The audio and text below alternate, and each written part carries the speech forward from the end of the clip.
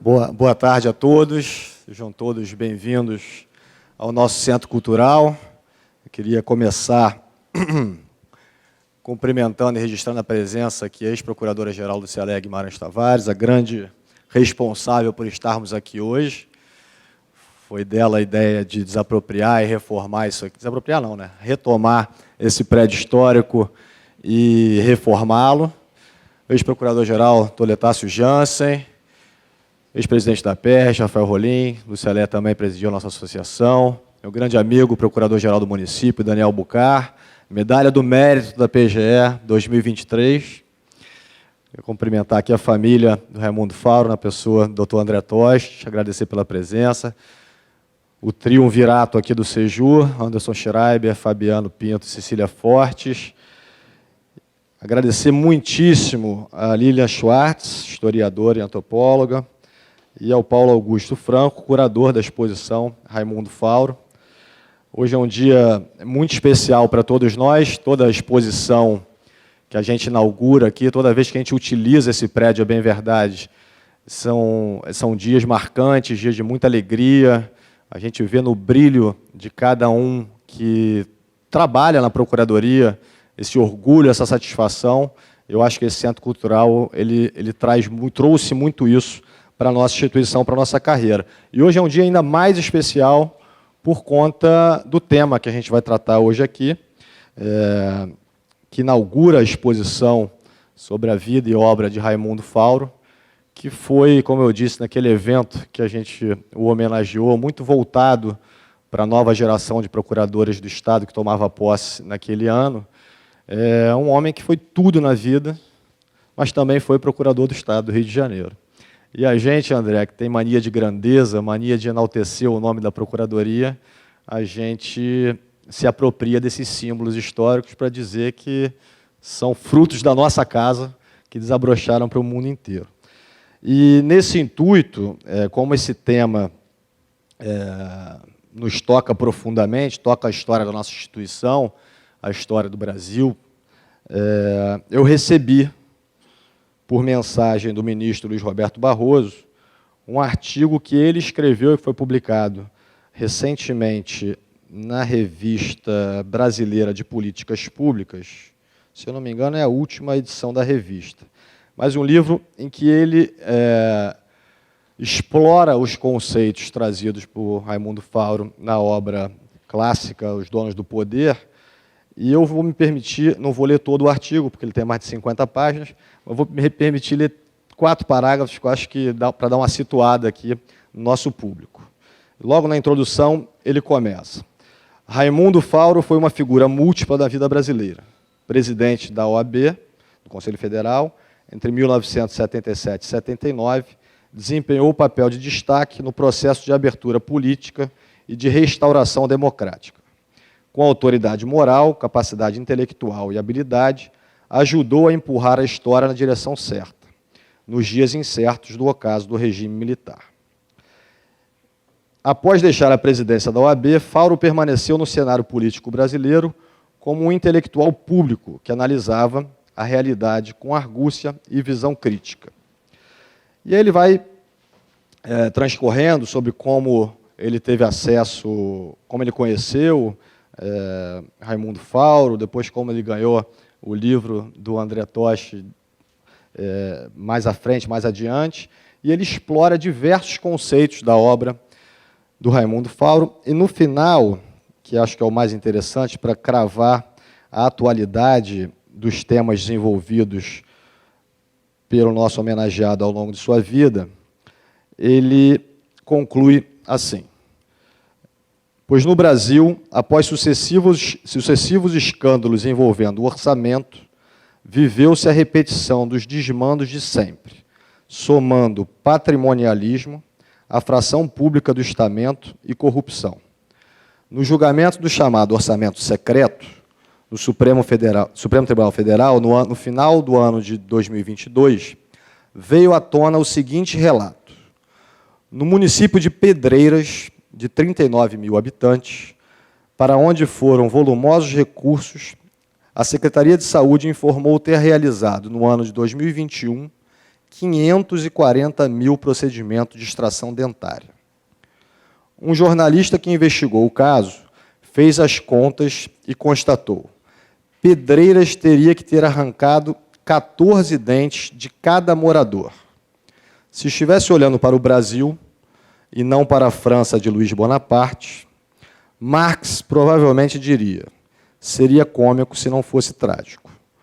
Tendo estudado com profundidade e argúcia os últimos 600 anos da nossa história, Fauro não teria se surpreendido com o episódio. Acho que denota muito a atualidade do tema e da obra do Raimundo Fauro. Então, para encerrar, eu vou passar a palavra a Lilian Schwartz, historiadora e antropóloga, doutora em antropologia social pela USP. É professora titular da Faculdade de Filosofia, Letras e Ciências Humanas. Bom evento a todos.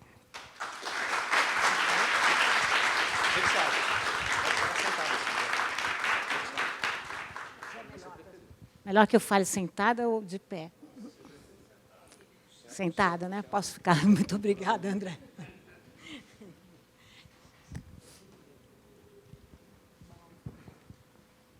Muito obrigada.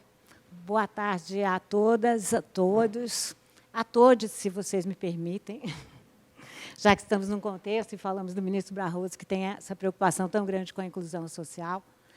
É uma alegria estar aqui, alegria imensa. Eu queria agradecer, em primeiro lugar, à Procuradoria-Geral do Estado do Rio de Janeiro pelo convite e por essa acolhida tão especial que eu tive de Anderson, Fabiano, Cecília e tantas outras pessoas que vou conhecendo aqui pelo caminho. Queria também agradecer à família, na figura de André, não é, que poucas famílias lidam com a obra dos seus pais, avós, tios, de uma forma tão generosa. É muito importante, né, para o nosso direito à memória. Esse é um direito também que nós precisamos reverenciar, que as famílias tenham essa abertura, né, e permitam que os grandes intérpretes da nação possam ser intérpretes e que a gente possa entender não só o resultado, mas o processo, a trajetória. Queria agradecer ao Paulo Augusto Franco, ao Guto, curador dessa exposição, meu colega, interlocutor, em alguns momentos orientando, eu o desoriento com muito mérito, e amigo, pela alegria de partilhar essa mesa de abertura da exposição, que celebra esse intérprete da nossa nacionalidade, Raimundo Fauro. Nós estamos falando de um intelectual múltiplo, como todos sabem aqui. Fauro foi sociólogo, historiador, cientista político, escritor e jurista, e aqui eu me arrisco a esquecer de mais algo que ele com certeza foi. Crítico literário também, eu diria, estudioso de Machado de Assis, presidente da Ordem dos Advogados do Brasil, de 77 a 79, membro da Academia Brasileira de Letras, e foi, sobretudo, como o trecho lido do ministro Barroso já deixou claro, uma voz combativa em prol dos nossos direitos nos momentos mais difíceis da nossa República. Como diz o ministro, ajudou a empurrar a história para o lado certo e nos mostrou que a República tem dois grandes inimigos, que continuam por aí: a corrupção e o patrimonialismo, qual seja a mistura das esferas públicas para as esferas privadas. Fauro foi, nesse sentido, também um grande introdutor de Max Weber para, né, o Brasil. E não me arrisco a falar mais, porque temos grandes especialistas, como Guto, no autor, que falarão muito melhor deles. Essa exposição é uma exposição, como vocês verão, entre livros. O objetivo do Guto é justamente refazer a trajetória de Fauro por meio dos livros. Recuperar os livros que Fauro leu e lhe inspiraram a alma, a tal ponto de ocuparem um lugar cativo nos diários que o escritor legou.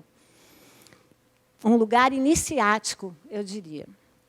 Todo diário é uma leitura de si, no sentido de apresentar uma versão pessoal e que ultrapassa as fronteiras porosas entre realidade e ficção. Nesse sentido, todo um diário é uma ficção da realidade, uma ficção de si. Famoso é o Diário de Pedro II, que, aliás, se constituiu numa peça de ficção oficial, por mais paradoxal que o termo seja. Esse é também um caso exemplar de outros limites entre o que é público e o que é privado. É famosa a troca de correspondência entre Pedro II e a Marquesa de Barral, em que ela dizia: Pedro, tudo bem que visitaste a igreja, mas é preciso contabilizar que subiste 3 degraus e descestes mais 3? Não era, mas era a versão oficial do diário, que era privado. Nesse caso, todo diário é público. Eu lembraria também de outro diário, em situação que eu diria talvez oposta, porque vivenciada no limite. Eu me refiro ao Diário Íntimo de Lima Barreto. Nele, o escritor negro, obviamente, ficcionalizava a própria vida. Quem puder pegar na Biblioteca Nacional, aqui pertinho, o original do diário e do romance Cemitério dos Vivos, poderá constatar como, no diário, por vezes, Lima Barreto escreveu o nome do seu personagem, Vicente Mascarenhas. E, no romance, ele chegou a rascunhar o seu próprio nome, Lima Barreto, e depois tirou, rasurou. Lima é quase o caso oposto ao de Pedro II, porque ele escreveu o seu diário no hospício. Ele se encontrava internado pela segunda vez no manicômio, em 1918. Era uma situação que anunciava claramente um limite. O limite entre a escrita, o limite de si e o limite do seu próprio corpo. Tanto que Lima Barreto anota no seu diário: eu carrego uma dúvida existencial. Será que meu corpo está me traindo? Esses eram tempos do darwinismo racial, e Lima, um combatente dessas teorias, tinha medo que a loucura o traísse. De toda maneira, nós sabemos que escrever um diário é sempre uma tomada de sentido. Representar, dar significado a uma vida, a um destino, mas no gerúndio. Eu estou escrevendo. Interessante também pensar por outro ângulo. Como o diário de Fauro, em especial, era feito de livros, do registro de livros, 2 livros que leu e selecionou guardar. Um diário pensado nesses termos é quase uma biblioteca. Então, eu me arrisco a falar um pouquinho de bibliotecas. Isso é típico meu. Eu derrubo tudo. Faço essa confusão. Pronto. Não, pode deixar. Obrigada, Bruno. Aliás, intelectuais, em geral, se identificam pessoalmente e afetivamente com as suas bibliotecas. Vimos uma linda aqui agora. E nações também. Não passará desapercebido como a nossa Biblioteca Nacional, na época Real Biblioteca, que chegou ao país em 1809, em camadas, em caixotes, no contexto da fuga da família real ao Brasil, acabou ficando por aqui e fazendo parte do Tratado de Independência. Por sinal, o valor da biblioteca significou quase a metade de uma conta que foi paga a Portugal em 1825, em meio aos tratados de aliança e amizade. Esse é, pois, um ótimo exemplo de como livros sempre significaram formas de liberdade. Possuir a maior biblioteca das Américas, talvez qualquer biblioteca, representava uma forma de marcar, naquele momento, a recente autonomia, se não política, ao menos simbolicamente. O outro lado dessa história é aquela dos governos autoritários, que, em geral, querem os livros bem longe.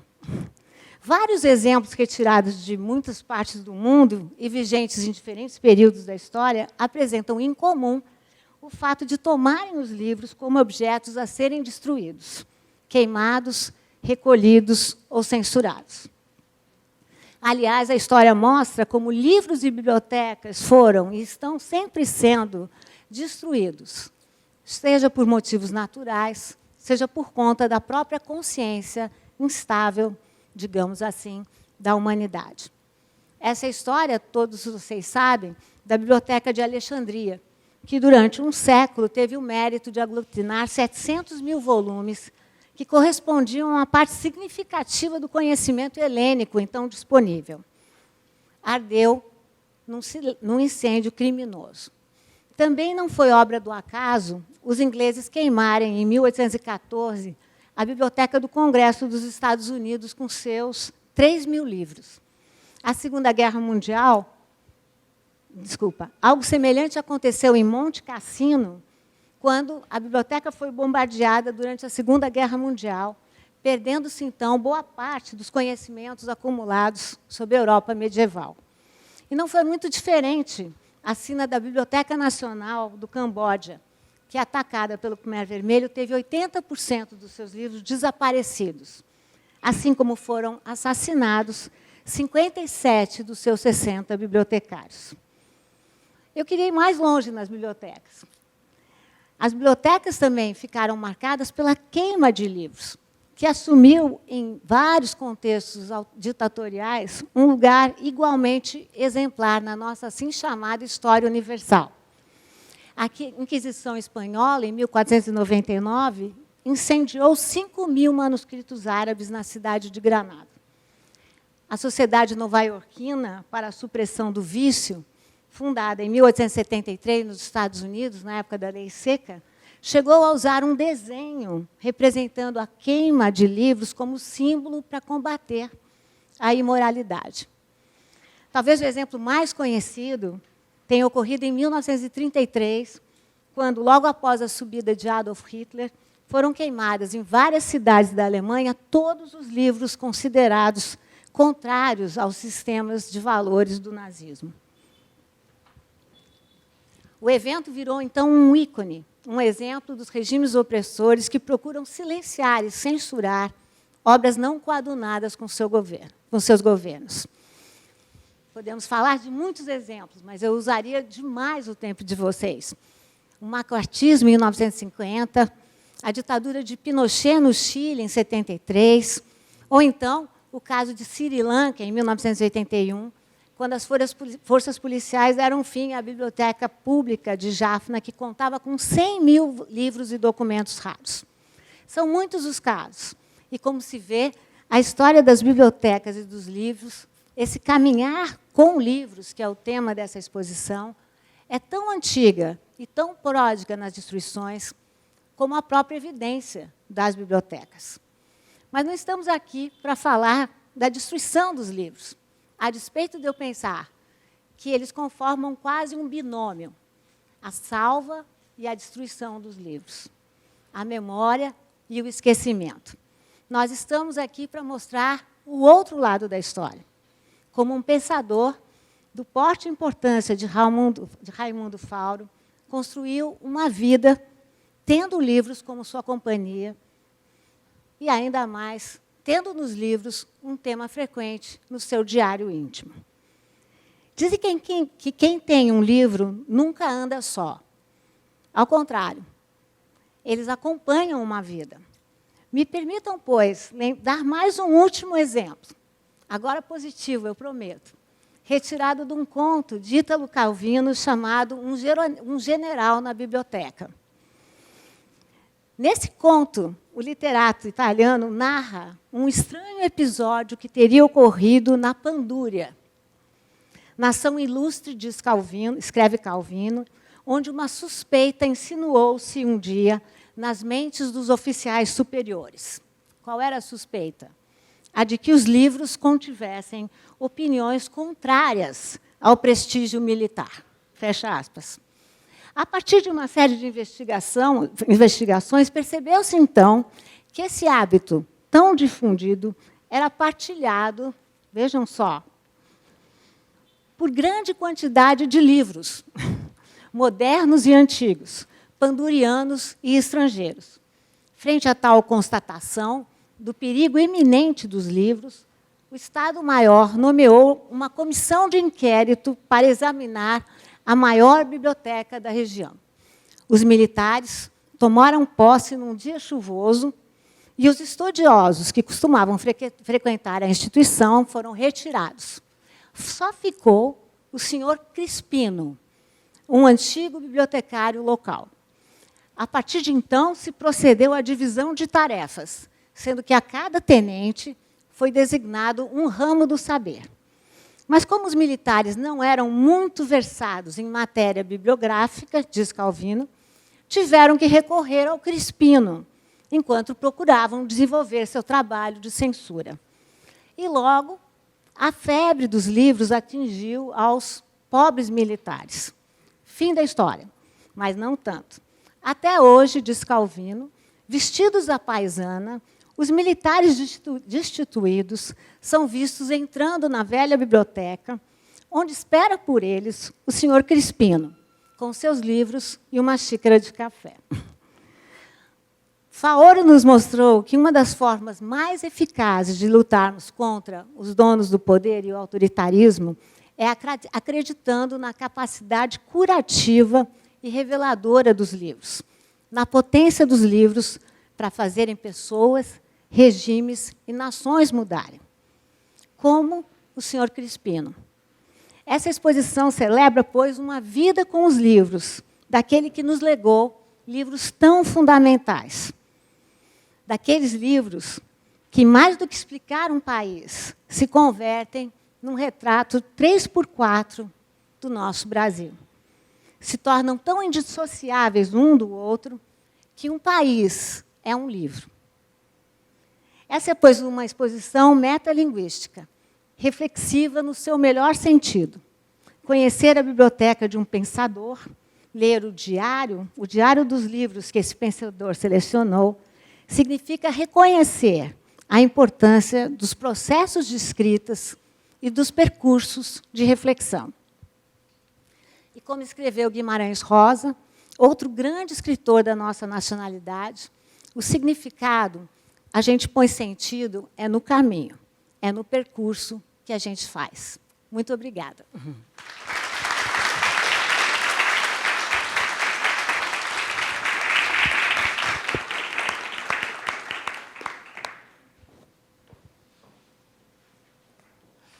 Queria agradecer a Lilian Schwartz pela brilhante exposição.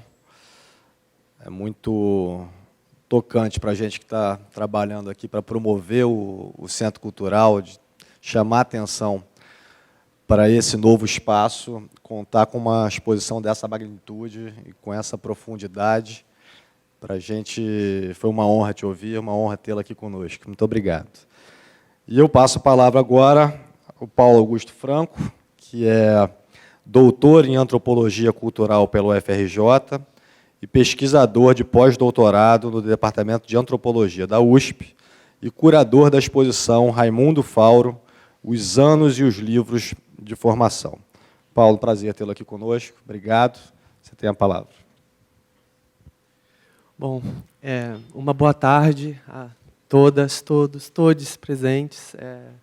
Uma alegria estar aqui, é uma grande emoção estar aqui com pessoas que são companheiras de longa e curta data, né? Eu quero muito agradecer ao Dr. Bruno do B, Anderson Schreiber, Cecília, em nome de vocês, ao Fabiano, em nome de vocês, agradecer a chance de poder embarcar junto nessa aventura que foi fazer uma exposição sobre Raimundo Fauro por meio dos livros, né? Explorando, vamos dizer, os anos de formação, né? O que o próprio Fauro chamavam dos seus anos de borbulhar das ideias, citando Castro Alves, né? A Lili, quero agradecer muito a Lili, minha amiga, mais do que tudo, né? Minha companheira, minha supervisora de pós-doc, uma pessoa que me formou, mesmo antes da gente se conhecer, né, Lili?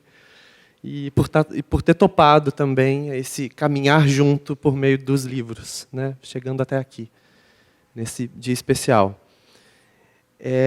A Lili falou no final né, você trouxe a presença dos retratos, e é algo que nos toca junto também, né? E eu quero começar também falando sobre retratos.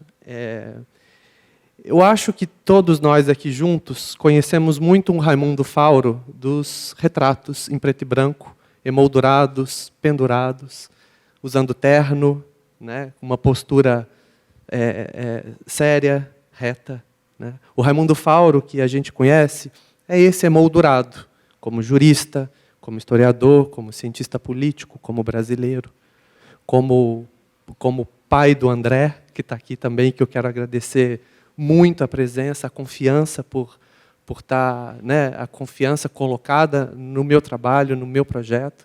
Acho que também a gente caminha juntos, né, há muitos anos já, com esse projeto. E esse Raimundo Fauro é conhecido por nós como presente naquele hall dos mais famosos intérpretes da sociedade brasileira no século XX. Conhecemos também o Fauro da Procuradoria-Geral do Estado, né?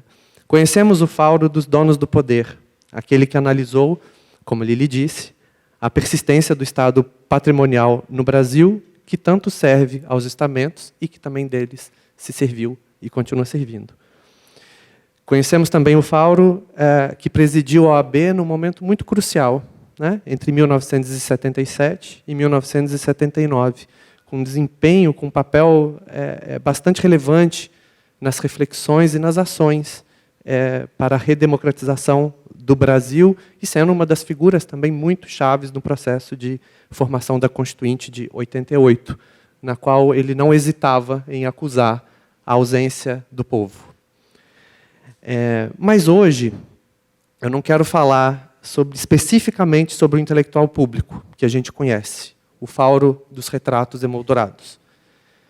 Desde 2019, passo os dias conhecendo um Raimundo Fauro entre os 18 e os 26 anos de idade. Desconhecido, que chega na cidade de Porto Alegre, em 1951, vindo de um interior que ele chama de mal iluminado, na cidade de Caçador, no interior oeste de Santa Catarina.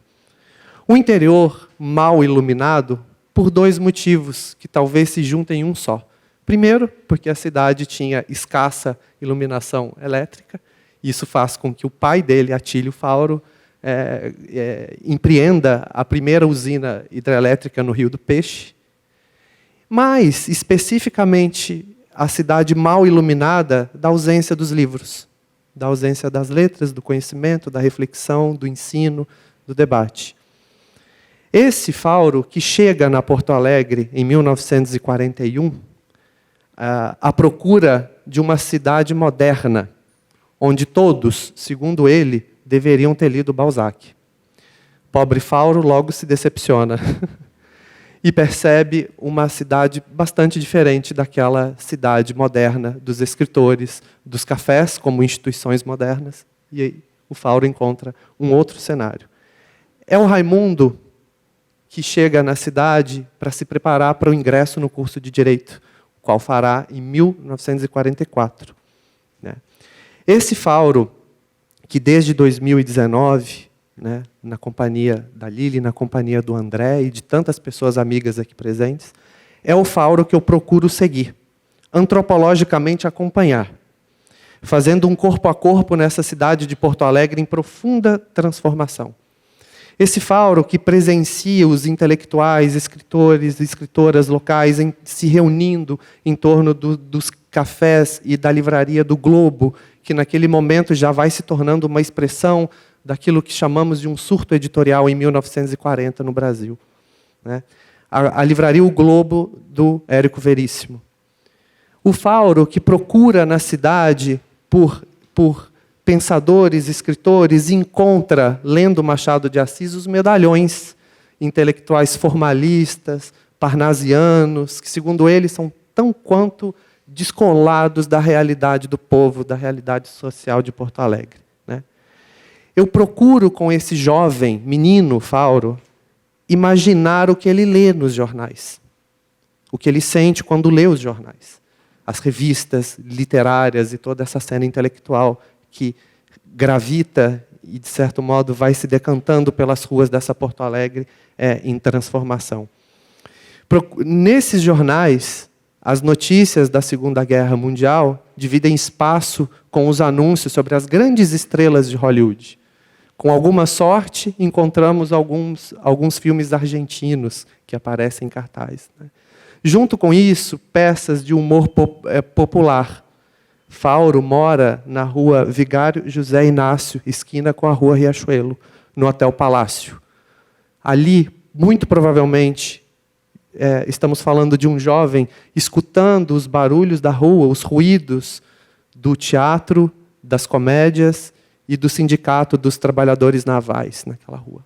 Então, é esse Raimundo que, enquanto escreve, enquanto lê, escuta os ruídos dessa rua. Dos prédios, da cidade que se verticaliza e vai se tornando também tema dos escritores locais. Para citar alguns, Érico Veríssimo, Dionélio Machado. É um fauro que se representa enquanto uma pessoa reclusa e solitária, decepcionada com a cidade moderna que ele buscava encontrar e não encontrou. Busca, no exercício diário, disciplinado da escrita e da leitura, segundo ele mesmo diz, colocar ordem a um tumulto mental. E faz, nesse trabalho de organização das leituras, um trabalho de organização de si mesmo, como Lili falou. Um ateliê, onde o intelectual, o escritor jovem, que pretende ser público intelectual, que pretende ser um grande orador, se constrói, se lapida, se forma, se autorrepresenta por meio das práticas de leitura e as práticas de escrita. Ele se representa como um leitor assíduo, e quando abrimos os seus livros e os seus diários, percebemos também um escritor e um leitor organizado, ordenado e apaixonado pelo ofício intelectual. Assim, pelo menos, ele quer ser visto. Como gosto muito de lembrar do escritor, crítico Alberto Mangel, argentino, quando ele disse que os livros são sempre muitas coisas. E para Fauro não foi diferente, né? Os livros fizeram companhia ao jovem solitário, foram uma janela à decepção com a cidade, uma necessidade de travar relação com aquele meio intelectual e político da época também, portanto não tão solitário assim, né? Os livros foi uma forma de combater tristeza, os livros são companhia, os livros são um espelho de si mesmo, os livros podem ser uma partitura e os livros podem ser um texto a ser escrito. E é isso que eu defendo, em parte, nessas exposições. Defendo que a gente olhe para os livros do Raimundo Fauro de perto. E aí, muito além das capas, da tipografia, das cores, da letra, dos autores, a gente vai enxergar muito além. A gente vai enxergar o escritor que faz, na leitura, um jogo de relações, trava verdadeiros debates com seus autores, faz um corpo a corpo. É como se ele estivesse reescrevendo os livros enquanto lê. Essa exposição que vocês verão hoje é fruto de todo esse pequeno tempo, esses últimos anos. Foi, especificamente, durante esses anos, que eu tentei suspender tudo aquilo que eu lia por conta própria e passei a ler os livros que Fauro leu. Acompanhando sempre na letra, no ritmo, nas linhas, nos sentimentos impregnados nas páginas do diário, enquanto um ateliê de si mesmo, de construção de si mesmo, procurei ler ao mesmo tempo que o Raimundo os livros que ele lia. Finalmente eu consegui ler a Montanha Mágica inteira. Pensando, enquanto li esses livros, no que ele provavelmente pensou quando leu, no que ele sentiu, no que ele ouvia enquanto lia. Isso eu procuro chamar, inspirado pelo francês Roger Chartier, o historiador, essas práticas de leitura.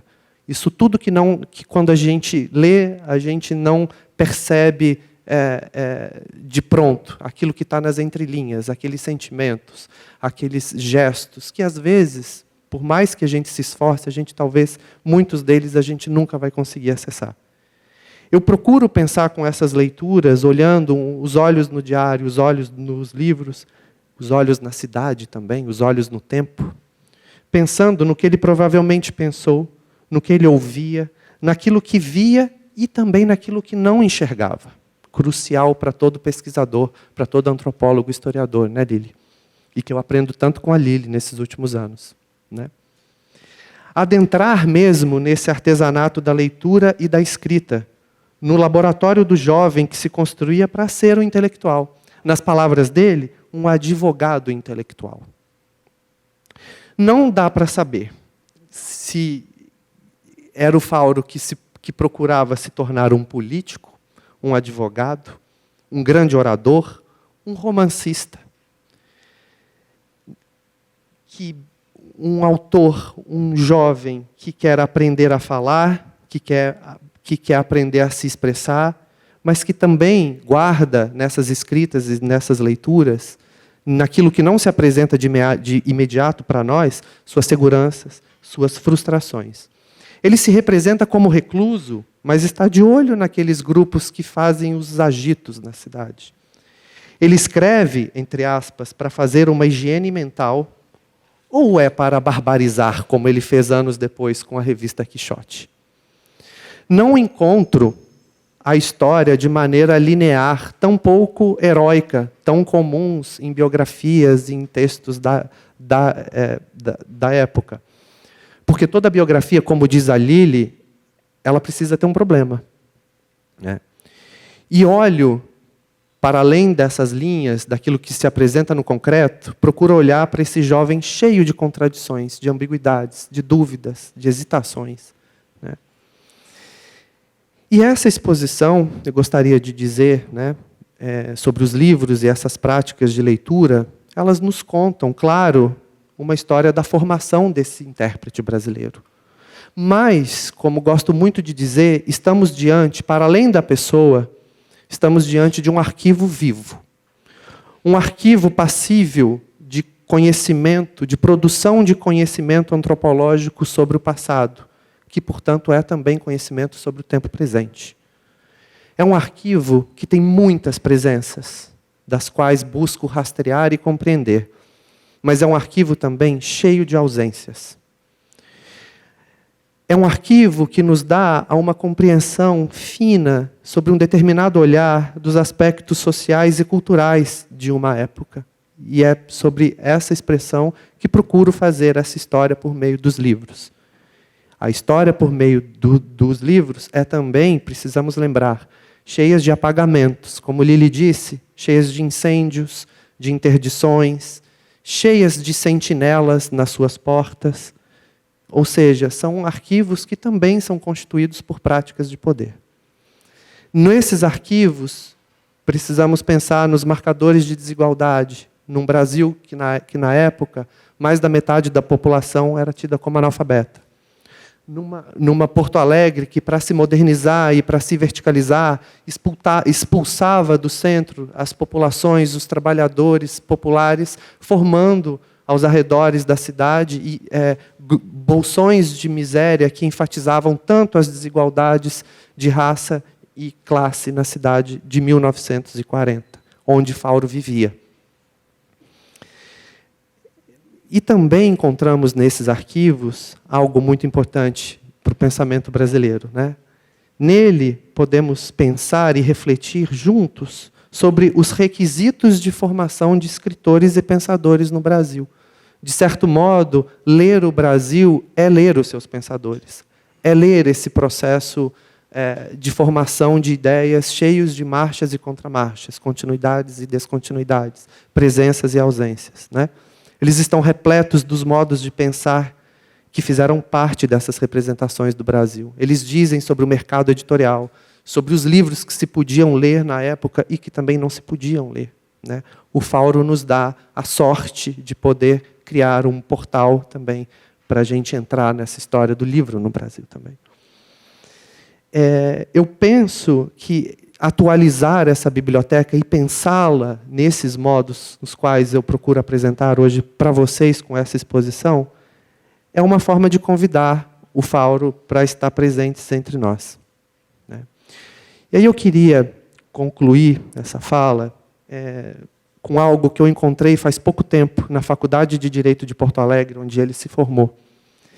Em 20 de março de 1986, né, 40 anos atrás, ele estava ingressando no 3º ano do curso de Direito. Então, ele volta à faculdade e ministra uma aula inaugural lá na faculdade. O título da aula, por ele escolhido, é A Injustiça dos Tribunais. Ao longo das 14 páginas datilografadas, ele discorre sobre o autoritarismo no Brasil e suas relações com o ensino e com a prática jurídica. Um fato chama a atenção especial. Fauro liga a ditadura instaurada a partir de 64 à omissão da geração de juristas da qual ele fez parte desde 1946, quando ingressou na faculdade. Diz o Fauro, e eu peço licença para ler para vocês. O que deixamos de sonhar fiou a teia do pesadelo da década de 60. O que deixamos de fazer com o abandono do inconformismo foi feito contra nós. Nossa organização jurídica, a de 46, que deveria abrir as portas de uma sociedade nova, dissimulou, na alquimia liberal, mas não democrática, o herdado arcabouço autoritário. As elites temiam o povo, e para conjurá-lo, entregaram aos militares a garantia e a sustentação do poder público. O que não sonhou, o que se esqueceu de sonhar, o que se deixou de fazer, pode ser feito, pode ser sonhado. Obrigado.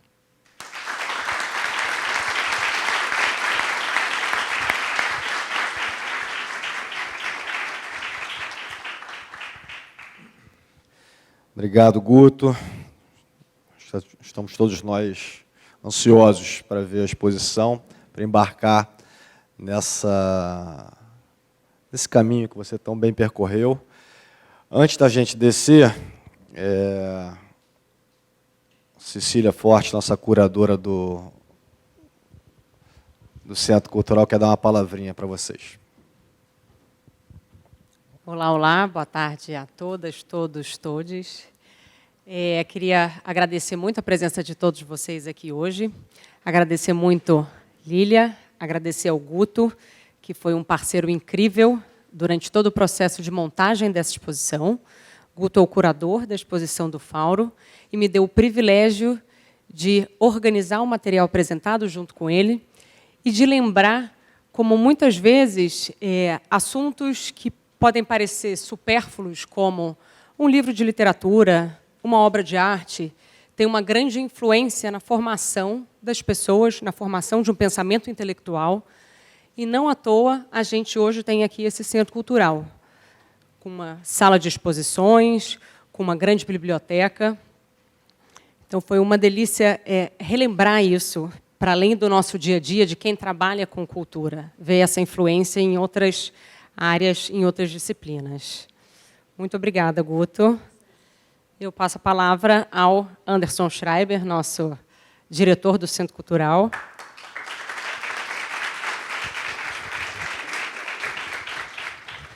Então, eu quero só fazer um registro e um aviso.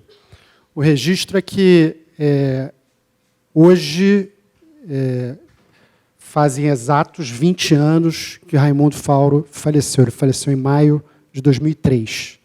Né? Muitos de nós aqui não convivemos com Raimundo Fauro, mas convivemos, André, porque convivemos diariamente aqui dentro da Procuradoria, com a memória dele, com a lembrança dele, com a biblioteca dele, e, sobretudo, com essa luta pela democracia e pela proteção dos direitos fundamentais, que tanto marcou a vida dele e tanto caracteriza a nossa casa.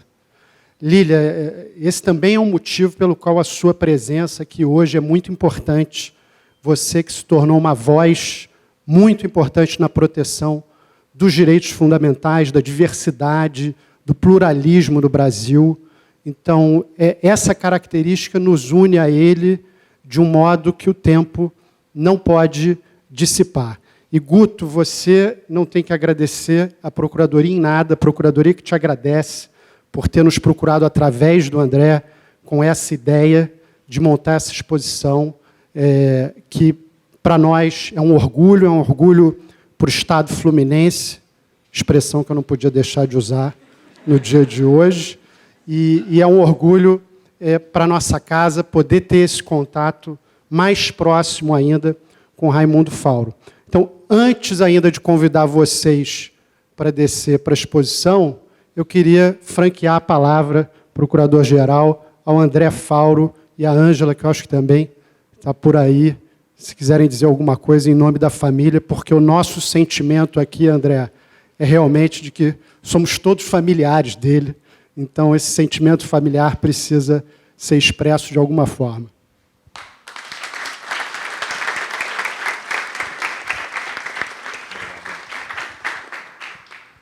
Eu só queria agradecer à Procuradoria do Estado, está aqui a Lúcia Alegre, que foi a responsável por trazer a biblioteca, e o meu pai, quando estava já no hospital, ele fez uma exigência em relação à biblioteca, que era o bem mais valioso que ele considerava ter.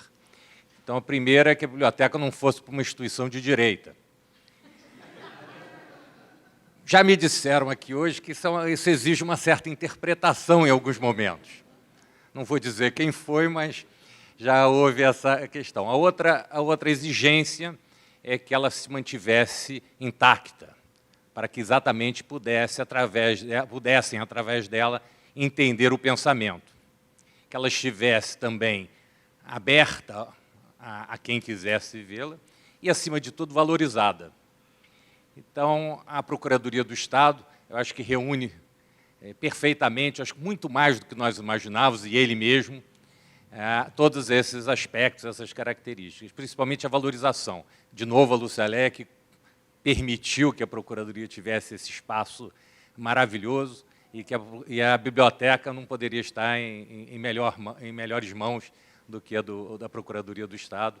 E o que se revela através desse evento de hoje, com a presença da professora Lília, do Guto, do nosso procurador-geral, Bruno Debo, e o Anderson Schreiber. Então, mais uma vez, muito obrigado. Sem esquecer aqui, o Letácio foi colega de sala do papai. Muito mais jovem na época, né? Porque, embora o Letácio tenha muito mais idade do que pareça, era muito mais jovem. Enfim, é uma grande alegria para nós e esperamos que essa biblioteca inspire muitas pessoas a continuar a ler, a continuar a estudar, coisa que anda tão escassa ultimamente, né? Tão um pouco na moda, mas vamos ter esperança. Muito obrigado.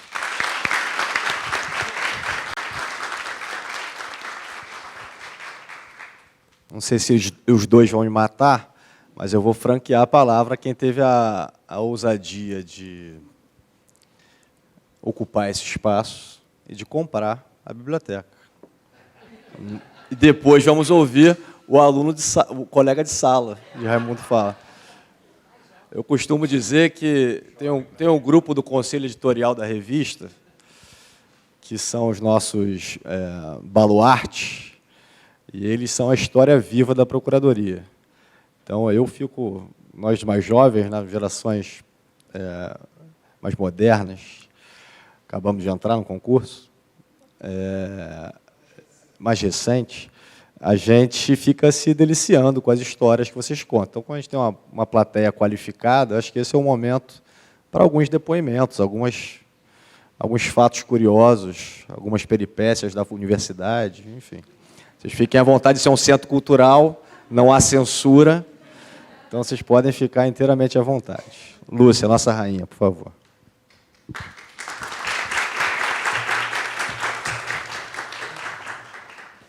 Olá, boa tarde. Eles costumam fazer isso, eles me passam a perna, porque não é possível falar de improviso sem preparar, Bruno. Não dá, não dá. Fala do coração. Então, pois é, não, só quero assim, agradecer as referências que foram feitas a mim, por você, pelo André. Muito obrigada. Na verdade, não fiz nada demais, eu apenas olhava esse convento aqui lá de cima, achava que ele ia cair e que era um absurdo que um monumento desse de interesse da cidade, não, do Brasil, estivesse passando por isso. Enfim, e pedi ao governador Pezão, que foi uma gracinha, como sempre costumava ser, né? Costuma ainda, e nos deu o convento para fazer. E a biblioteca do Fauro, a mesma coisa. Eu disse, gente, essa biblioteca não dá para ela sair daqui do Rio, né? Vamos trazê-la para cá. Então, é isso, a gente podia fazer, fez, e eu fiz com o sentimento de deixar a biblioteca da Procuradoria mais plural, né? Porque é uma biblioteca de direito só, embora seja importante para a Procuradoria, era bom ter uma biblioteca que era de um homem que trabalhou aqui, que era um grande advogado, presidente da ordem, mas que tinha um olhar para outras coisas, não um olhar voltado só para a lei, né? Assim como a biblioteca do Otávio Tarquínio, que é uma maravilha, e, enfim, que eu estava dizendo para o André aqui, tem todos os livros publicados até aquela época do Drummond e todos autografados, sendo que um tem como autógrafo uma poesia para o casal, para a Lúcia Miguel Pereira e para o Otávio Tarquínio. Por isso, só por isso que eu fiz. Muito obrigado, não tenho muita história para contar, porque eu teria que pensar, e não deu tempo. E, de qualquer forma, aliás, Oletácio, não sei se ele está elogiando a gente, quando ele fala dos mais antigos aqui, ou está chamando a gente de velho, mas... Muito obrigada.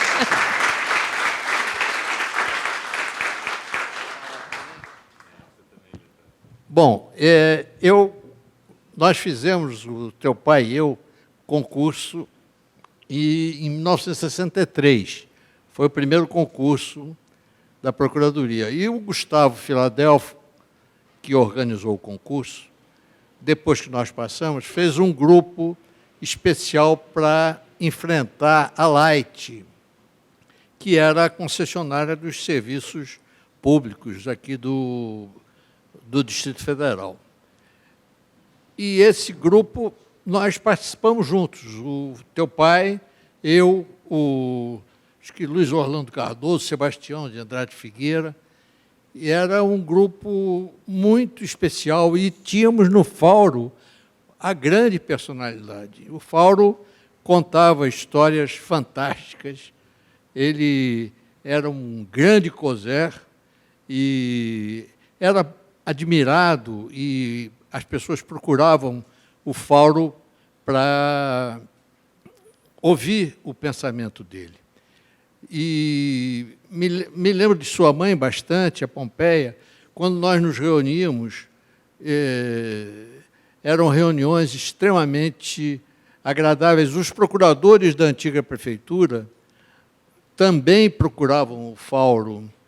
Nós tínhamos ali no 8º andar da Arame Braga um barzinho, uma cantina do seu Luiz, e toda tarde nós conversávamos. E agora tinha gente da categoria do teu pai, tinha o Zé Carlos Barbosa Moreira, tinha o Otto Lara Rezende, tinha o Francisco de Assis Barbosa, fantásticas figuras que faziam parte do quadro da antiga Procuradoria do Distrito Federal, e que nos receberam no primeiro concurso com o maior carinho, e nós conseguimos, através do tempo, e eu tenho aqui você, Bruno, é um exemplo disso, e a Lúcia, quer dizer, através do Eduardo, conseguimos manter a Procuradoria do Estado num nível, trazer a Lilian aqui, uma pessoa que eu tenho a maior admiração, que é uma grande mulher brasileira, e viver esse momento, que é um momento de enorme alegria. Gostei muito da sua apresentação, Guto, e nunca imaginei que você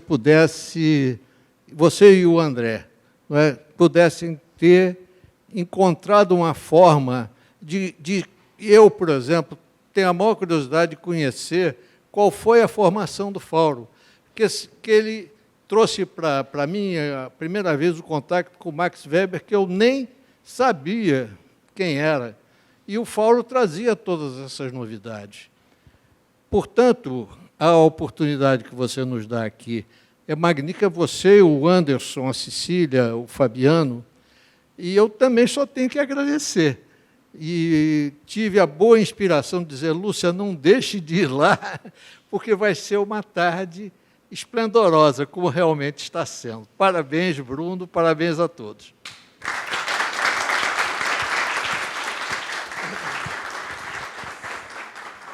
Eu fico ouvindo essas histórias, dá vontade de chamar Netflix para fazer uma série sobre a Procuradoria-Geral do Estado. Quem sabe? É um projeto. Bom, para encerrar e a gente partir para a exposição propriamente dita, eu quero agradecer mais uma vez, Guto, Lilian, foi uma honra enorme, prazer gigantesco tê-los aqui conosco. E eu queria agradecer muito às equipes de apoio da Procuradoria, que ajudaram tanto lá no Sejur, quanto na Secretaria-Geral da PGE, que nos auxiliaram e nos auxiliam em todas as exposições, para fazer, de fato, a coisa acontecer. Então, muito obrigado a todos vocês, incluindo o cerimonial. A gente está inaugurando hoje também. Ainda não? É suspense, é spoiler? É um soft open. É um soft open do Centro de Memórias da Procuradoria-Geral do Estado do Rio de Janeiro. Ele está uma norma constitucional em trânsito. Ele vai sendo construído no mesmo tempo que a gente vai evoluindo. Guto quer dar o último recado aqui. É uma última nota de agradecimento, porque eu acho que é importante a gente sempre pensar numa origem. Assim, quando eu trabalhava na FGV por volta de 2016 ou 2017, salvo engano, eu estava lendo o livro A Pirâmide e o Trapézio, do Fauro, em cima da minha mesa, e o professor Joaquim Falcão passou pela minha mesa, pegou o livro, e aí começou a minha conversa com ele, começou também o meu estudo com o Raimundo Fauro. Então, acho importante, o professor que está aqui, queria também lembrar essa nota de agradecimento a ele também. Ele estava. Ele estava. Esse livro, inclusive, ele doou para a nossa biblioteca. Tem aqui. Então, última nota, você falou do grupo de trabalho da Light. Eu acho que dessa atuação do Fauro é que vem aquela história que eu contei lá na OAB, que eu não sei se é verdade, mas eu me apropriei como fosse. Então, como a gente está na época da pós-verdade, enfim, então, Gustavo, que seja. Na sustentação oral desse caso, subiu à tribuna e disse: litigam nesse processo os dois maiores escritórios de advocacia do país, o Departamento Jurídico da Light e a Procuradoria-Geral do Estado do Rio de Janeiro. Eu acho mais bonito ser do Raimundo Fauro. Eu vou dormir com essa, mas se é o Gustavo, fica com o Gustavo. Bom, obrigado a todos.